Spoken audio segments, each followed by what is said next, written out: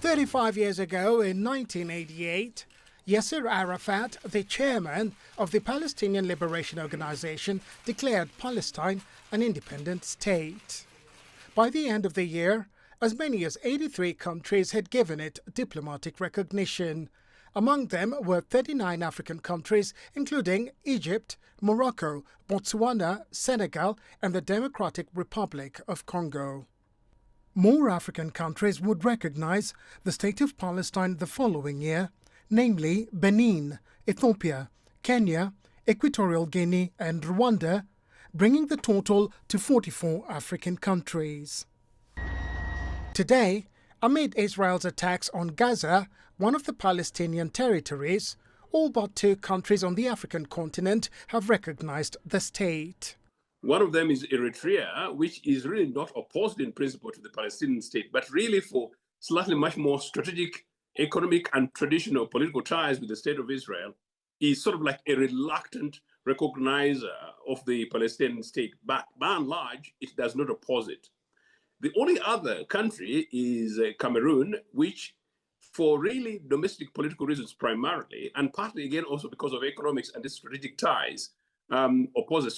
In 2002, the United Nations Security Council adopted a resolution on a 2-state solution where Israel and Palestine would exist side by side within recognized borders. Even the US, a staunch ally of Israel, voted for it. However, on the ground, that vision has yet to be realized despite overwhelming support. Analysts say despite most of Africa recognizing a Palestinian state, very few of them are coming out publicly and demanding it. There are different reasons for this, but at the moment, most are taking a wait-and-see approach to the question. The informed public of a few decades ago were really rallying behind the Palestinian question. At the moment, it's divided, as I said, because certain elements of governments have come in for different reasons. But predominantly, the majority view on the African continent is very much still pro-Palestinian, particularly Palestinian state.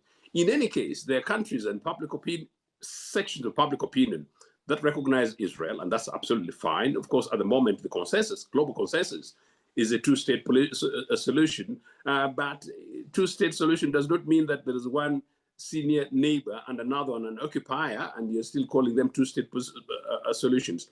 And with no end in sight to the current Israel-Gaza conflict, the vision of a 2-state solution remains just that, a vision. And for now, despite much of Africa's official recognition, most countries are not willing to do much more than that. Robert Nagila, CGTN.